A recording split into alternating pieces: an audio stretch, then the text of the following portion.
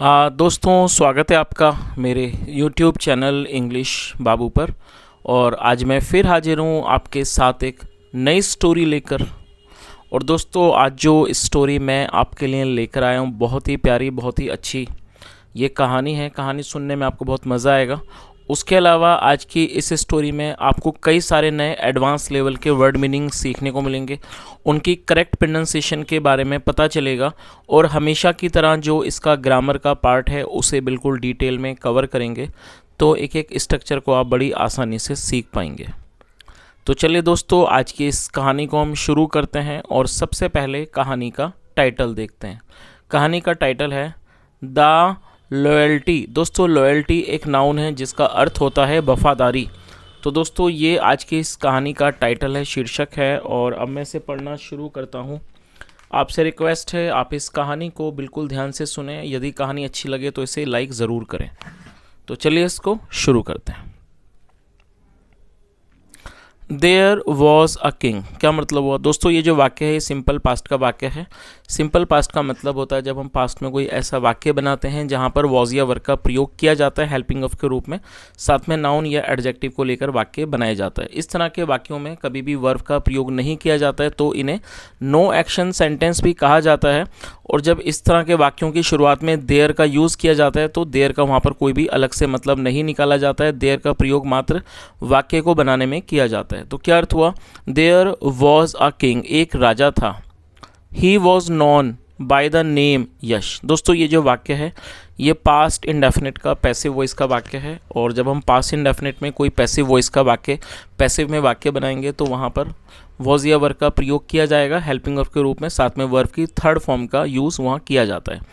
KNOW know, second form knew और third form है known. तो ये हमारा पास्ट इंडेफिनिट का पैसिव वॉइस का वाक्य है।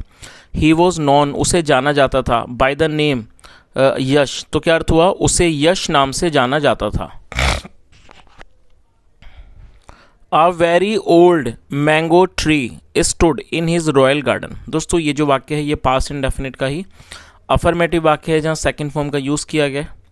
A very old mango tree मतलब एक बहुत पुराना आम का पेड़ स्टूड खड़ा हुआ था इन हिज रॉयल गार्डन, उसके शाही बगीचे में। Very sweet mangoes used to grow on that tree. दोस्तों, ये जो वाक्य है इस वाक्य में देखिए यूज टू का प्रयोग किया गया है। यूज टू का प्रयोग पास्ट की किसी भी कंसिस्टेंसी को दिखाने के लिए, दर्शाने के लिए किया जाता है। जब हम पास्ट में कोई ऐसा वाक्य बनाते हैं जहाँ ये दिखाते हैं पास्ट में कोई क्रिया बराबर की जाया करती थी, तो वहाँ पर यूज टू का प्रयोग हेल्पिंग ऑफ के रूप में करते हैं, साथ में वर्ब की फर्स्ट फॉर्म लगाते हैं। ग्रो का मतलब होता है उगना। Very sweet mangoes use to grow on that tree. क्या अर्थ हुआ कि उस पेड़ पर बहुत मीठे आम लगते थे, आम उगते थे। The king liked that tree, और ये भी पास्ट का अफर्मेटिव वाक्य है, पास्ट इंडेफिनिट का जहाँ सेकंड फॉर्म लगाई गई है। The king liked that tree मतलब कि राजा को वो पेड़ अच्छा लगता था। The old tree now had many branches drying and dying. क्या अर्थ हुआ?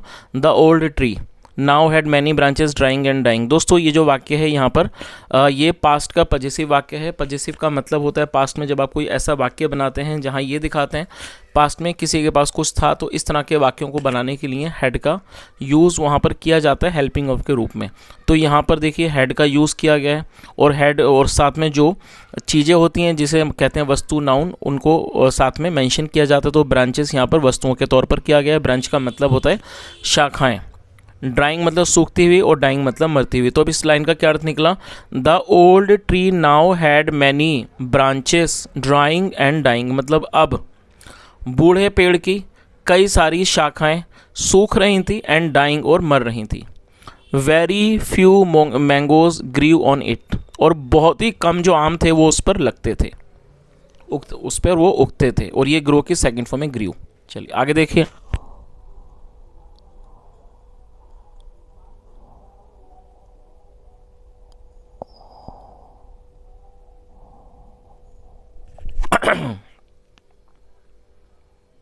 The king thought of planting a new tree in its place. क्या अर्थ हुआ? दोस्तों ये भी हमारा पास्ट इंडेफिनिट का अफर्मेटिव वाक्य है जहाँ सेकंड फॉर्म का यूज़ किया जाता है। थिंक मतलब सोचना, लगना, सेकंड फॉर्म है thought, THOUGHT। The king thought of planting. Plant का मतलब होता है किसी पेड़ पौधे को लगाना, मतलब कि राजा ने एक नया पेड़ लगाने के बारे में सोचा, इन इट्स प्लेस, उसके स्थान पर। तो इस पूरी लाइन का क्या अर्थ निकला कि राजा ने उसके स्थान पर एक नया पेड़ लगाने की सोची, नया पेड़ लगाने के बारे में सोचा। He ordered his minister to cut down the tree and plant a new mango sapling. दोस्तों आप इसे नोट कर लीजिए, सैपलिंग का मतलब होता है छोटा पौधे को सैपलिंग कहा जाता है। और ये भी पास्ट का अफर्मेटिव वाक्य है जहाँ सेकंड फॉर्म लगाई गई है। ऑर्डर का अर्थ होता है आदेश देना, ORDR, और ये सेकंड फॉर्म है ऑर्डर्ड। हिज मतलब अपने, तो क्या अर्थ हुआ, ही ऑर्डर्ड हिज मिनिस्टर, उन्होंने अपने मंत्री को आदेश दिया, to cut down the tree, पेड़ को काटने का, एंड प्लांट लगाने का, प्लांट मतलब लगाना, अ न्यू मैंगो सैपलिंग, एक नए आम के पौधे को लगाने का। तो इस पूरी लाइन का क्या अर्थ निकला कि उन्होंने अपने मंत्री को पेड़ काटने का और एक नया आम का पौधा लगाने का आदेश दिया। The minister asked a wood cutter named Shiva to axe the tree and clear the wood. क्या अर्थ हुआ, द मिनिस्टर आस्क। दोस्तों AS के आस्क का मतलब होता है पूछना, उसके अलावा किसी व्यक्ति को कोई काम करने को, कहने को भी आस्क कहा जाता है, और ये सेकंड फॉर्म है। और वुड कटर का मतलब होता है लकड़ी काटने वाला, जिसे लकड़हारा भी कहा जाता है। The minister asked a wood cutter named Shiva to axe the tree. दोस्तों एक्स का मतलब कुल्हाड़ी, उसके अलावा कुल्हाड़ी से किसी चीज़ को काटने को भी एक्स कहा जाता है। मतलब कि मंत्री ने वुड कटर से, लकड़ी काटने वाले से, कह सकते हैं लकड़हारे से, जिसका नाम शिवा था, पेड़ काटने को कहा, एंड क्लियर द वुड, और उसकी लकड़ी मतलब वुड, और उस जगह को, वुड को, लकड़ी को साफ करने को कहा। चलिए आगे देखिए। Shiva होन्ड his ex. दोस्तों HONE, होन का मतलब होता है धार लगाना, आप इसे नोट कर लीजिए, अच्छा वर्ड है। इस तरह के वर्ड मीनिंग बहुत ही कम देखने को मिलते हैं। और सेकंड फॉर्म है HONED, होन्ड, ये सेकंड फॉर्म है, और एक्स मतलब कुल्हाड़ी। तो क्या अर्थ हुआ, शिवा होन्ड हिज एक्स, हिज मतलब अपनी, शिवा ने अपनी कुल्हाड़ी पर धार लगाई, and reached the palace garden. Reach मतलब पहुंचना, second form reach the palace garden, और वो महल के बगीचे में पहुंच गया।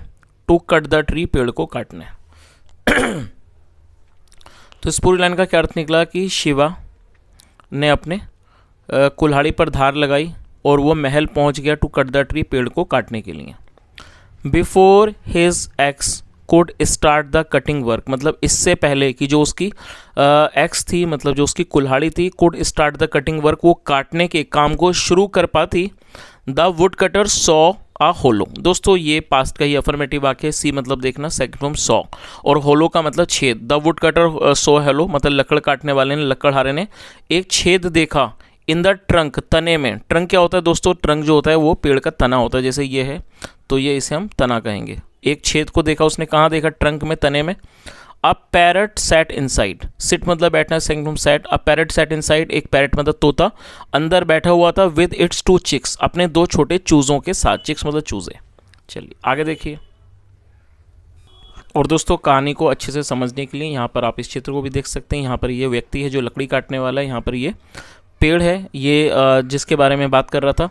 देखिए ये जो पेड़ का जो मेन पार्ट होता है, इसको तना का, जिसे हम तना कहते हैं, उसे इंग्लिश में ट्रंक कहा जाता है। और ये होलो है, होलो का मतलब छेद, जहाँ पर ये तोता बैठा हुआ है अपने बच्चों के साथ। और ये जो हैं ये शाखाएं हैं, जिसको ब्रांचेस कहते हैं। चलिए आगे देखिए।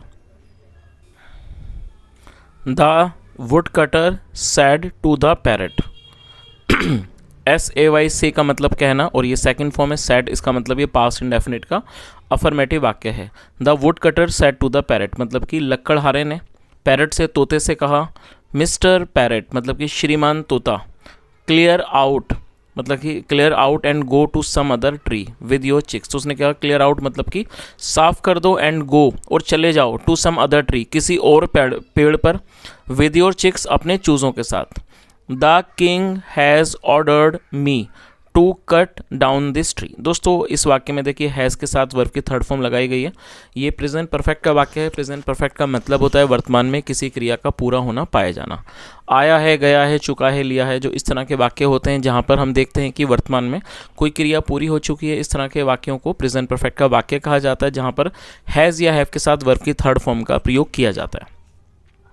तो यहाँ पर हैज़ के साथ, और यहाँ हैज़ का यूज़ क्यों किया गया है इस चीज़ को भी आप नोट कर लीजिए।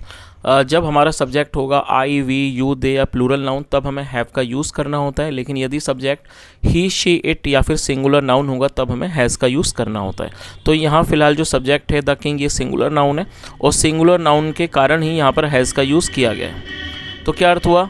The king has ordered me, मतलब कि राजा ने मुझे आदेश दिया है to cut down this tree, इस पेड़ को काटने का। तो इस पूरी लाइन का क्या अर्थ निकला कि राजा ने मुझे इस पेड़ को काटने का आदेश दिया है। दोस्तों यहाँ पे मैं आपको एक छोटी सी एक्सरसाइज देना चाहूँगा। मैं आपको, जैसा मैं आपको बताया प्रेजेंट परफेक्ट के वाक्य के बारे में, मैं आपको दो वाक्य देता हूँ और आप उन दोनों को ट्रांसलेट करें। पहला वाक्य है मैं खाना खा चुका हूँ, ये प्रेजेंट परफेक्ट का वाक्य है। दूसरा वाक्य भी लिख लीजिए, राजू स्कूल नहीं गया है। I repeat the sentence, Raju school नहीं गया है। दोस्तों मैंने आपको दो वाक्य दिए हैं, एक अफर्मेटिव है, एक नेगेटिव है, और दोनों ही प्रेजेंट परफेक्ट के हैं। तो आप अपने अकॉर्डिंगली उन्हें बनाइए, और जब आप बनाएं तो वहाँ पर आपको ये चीज़ ध्यान रखनी है कि आप हेल्पिंग वर्ब कौन सी लगाएंगे, हैज़ या हैव।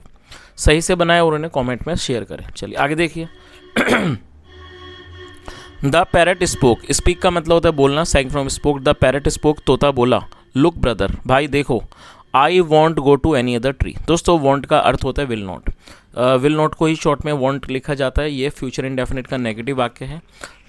जब आप देखेंगे वाक्य आएगा, जाएगा, खेलेगा, जहाँ पर वाक्यों की टेल पर गागेगी होगा, इस तरह के वाक्यों को फ्यूचर इंडेफिनिट का वाक्य कहा जाता है। तो ये फ्यूचर इंडेफिनिट का नेगेटिव वाक्य है, और विल नॉट को शॉर्ट में वॉन्ट यहाँ पर लिखा गया है। तो आप इसे वॉन्ट पढ़ें या विल नॉट, एक ही बात है। तो क्या अर्थ हुआ, उसने क्या कहा? पैरट तोता बोला, लुक ब्रदर, भाई देखो। I won't go to any other tree, मैं किसी और पेड़ पर नहीं जाऊँगा। If you want to axe the tree, do it. दोस्तों यहाँ देखिए, ये जो वाक्य है ये प्रेजेंट इंडेफिनिट का वाक्य है, जहाँ पर वर्ब की फर्स्ट फॉर्म का यूज़ किया गया है, एक और वर्ब को जोड़ा गया है। तो आप ये चीज़ भी याद रखें, जब आप ऐसा कोई वाक्य बनाएंगे जहाँ पर दो वर्ब का प्रयोग आप करना चाहते हैं, तो पहली वर्ब के बाद आपको टू लगाना होता है। टू के बाद हमेशा ही फर्स्ट फॉर्म का यूज़ किया जाता है, और एक्स का मतलब होता है कुल्हाड़ी से काटना। तो क्या अर्थ हुआ, उसने क्या कहा? If you want to axe the tree, यदि आप पेड़ को काटना चाहते हैं, डू इट, ऐसा करो। I shall stay inside with my chicks. I shall stay inside मतलब मैं अंदर ही रहूँगा, विद माई चिक्स अपने चूज़ों के साथ। The wood cutter thought that it was some silly bird. क्या अर्थ हुआ? और ये भी हमारा पास्ट इंडेफिनिट का अफर्मेटिव वाक्य है, जहाँ सेकंड फॉर्म लगाई गई है। थिंक अर का मतलब सोचना, second form thought. The wood cutter thought that it was some silly bird, मतलब कि लकड़हारे ने सोचा कि ये कोई मूर्ख पक्षी है। सिली मतलब मूर्ख, तो उसने, जो वुड कटर था, लकड़ काटने वाला था, उसने सोचा कि ये कोई मूर्ख पक्षी है। ही वॉर्न्ड, वॉर्न का मतलब होता है चेतावनी देना किसी को, और सेकंड फॉर्म वॉर्न्ड, ही वॉर्न्ड, उसने चेतावनी दी। इन अ शॉर्ट टाइम मतलब कि थोड़े से समय में, this tree will be cut down, ये जो पेड़ है इसको काट दिया जाएगा, बाय माई एक्स, मेरी कुल्हाड़ी के द्वारा। और दोस्तों यहाँ जो आपने अभी सेंटेंस देखा है, ये भी पैसिव का है, ये फ्यूचर इंडेफिनिट का पैसिव है, जहाँ पर विल बी के साथ थर्ड फॉर्म का यूज़ किया जाता है, और कट की थर्ड फॉर्म भी कट होती है। तो उसने क्या कहा, उसने चेतावनी दी।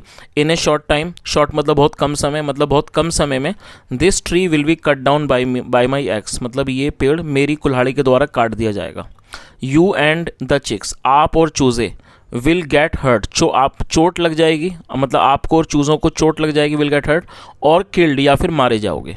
सो इसलिए टेक योर चिक्स, अपने चूज़ों को लो, ले जाओ। टेक मतलब लेना, ले जाना। सो इसलिए take your chicks to some safe place, इसलिए अपने चूज़ों को किसी सेफ प्लेस मतलब सुरक्षित स्थान पर ले जाओ। गो जाओ, and look for some other tree, look for मतलब ढूंढना, मतलब जाओ और कोई दूसरा पेड़ ढूंढ लो। हरी अप, जल्दी करो। चलिए आगे देखिए।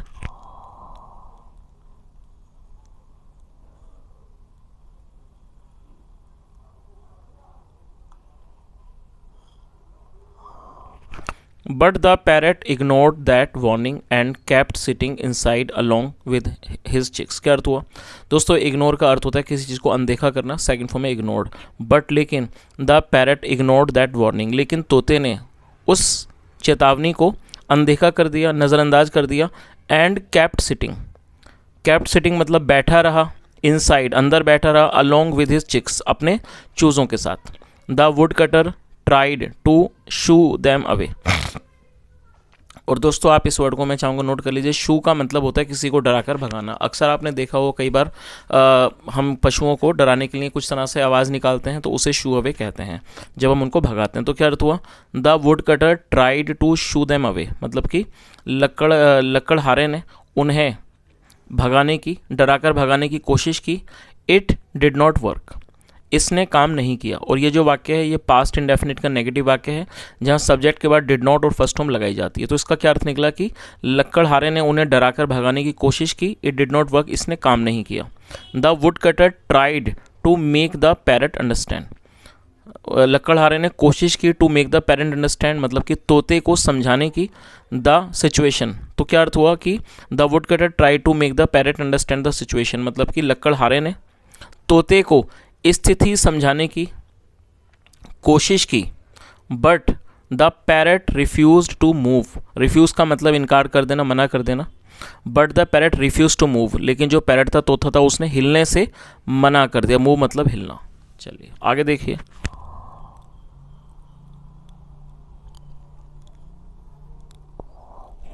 Shiva was a kind hearted person. दोस्तों काइंड हार्टेड एक एडजेक्टिव है, इस एडजेक्टिव के तौर पर प्रयोग किया गया। काइंड हार्टेड का मतलब होता है दयालु, व्यक्ति को काइंड हार्टेड कहा जाता है।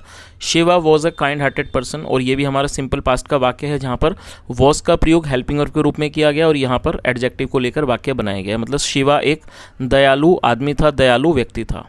He did not want to kill any bird and chicks, क्या अर्थ हुआ, और ये भी पास्ट इंडेफिनिट का नेगेटिव वाक्य है। He did not want to kill any bird and chicks, मतलब वह किसी भी पक्षी को या चूज़ों को नहीं मारना चाहता था। तो इस पूरी लाइन का क्या अर्थ निकला, Shiva was a kind hearted person, Shiva एक दयालु इंसान था, दयालु व्यक्ति था। He did not want to kill any bird and chicks, वह किसी भी पक्षी और चूज़ों को नहीं मारना चाहता था। He went to the king, go मतलब जाना, second form went, he went to the king, वह राजा के पास गया। एंड टोल्ड हिम, और उनको बताया, अबाउट द पैरट, तोते के बारे में। चलिए आगे देखिए। The king also was a person who loved animals and birds, क्या अर्थ हुआ दोस्तों, ऑल्सो का मतलब होता है भी, और ये भी सिंपल पास्ट का वाक्य है जहाँ पर वॉज का यूज हेल्पिंग वर्ब के रूप में किया गया है। The king also was a person who loved animals and birds. दोस्तों देखिए यहाँ हु का यूज़ किया गया और ये लव्ड यहाँ पर सेकंड फॉर्म है, तो ये पास्ट इंडेफिनिट का अफर्मेटिव वाक्य है। उसके अलावा ये जो हु है ये एक रिलेटिव प्रोनाउन है। जब हम कोई ऐसा वाक्य बनाते हैं जहाँ पर हम किसी का रेफरेंस देना चाहते हैं तो रेफरेंस देने के लिए हु का यूज़ वहाँ पर किया जाता है। तो क्या अर्थ हुआ, the king also was a person who loved animals and birds, मतलब राजा भी ऐसा इंसान था जो मतलब पशुओं को और पक्षियों को प्यार करता था। सो इसलिए the king went to the garden, इसलिए जो राजा था the king went to the garden, वो मतलब कि उस बगीचे में गया। विद द वुड कटर, लकड़हारे के साथ। To talk to the parrot, तोते से बात करने के लिए। दोस्तों ये कहानी थोड़ी सी लंबी है क्योंकि एक पार्ट में ये कवर हो पाना थोड़ा मुश्किल है, और मैं ऐसा भी नहीं चाहता कि मैं इसको जल्दी जल्दी पढूं और आपको कुछ भी ना समझ में आए, क्योंकि कई बार ऐसा होता है कि मैं कुछ जल्दी जल्दी ट्रांसलेट करता हूं तो आप लोग ही बोलते हैं कि सर आप ज़्यादा जल्दी इसको मत करवाया कीजिए, कई सारी चीज़ें इसमें छूट जाती हैं। तो आज मैं इस पार्ट को यहीं तक रखता हूँ, पैरट तक। अब जो कल मैं दोबारा स्टोरी लेके आऊँगा तो इसको हम यहाँ से करेंगे कवर, और कल के वीडियो में इसको पूरा कवर कर देंगे। तो दोस्तों ये यहाँ तक मैं इसे कवर कर चुका हूँ। यदि आपको कहानी अच्छी लगी हो, मेरा पढ़ाने का प्रयास अच्छा लगा हो, तो आपसे रिक्वेस्ट है वीडियो को जरूर लाइक करें, शेयर करें, चैनल को भी सब्सक्राइब करें। और दोस्तों यदि आप सेकंड पार्ट भी सुनना चाहते हैं तो कमेंट में ज़रूर बताएं। सुनने के लिए thank you so much, have a nice day and bye.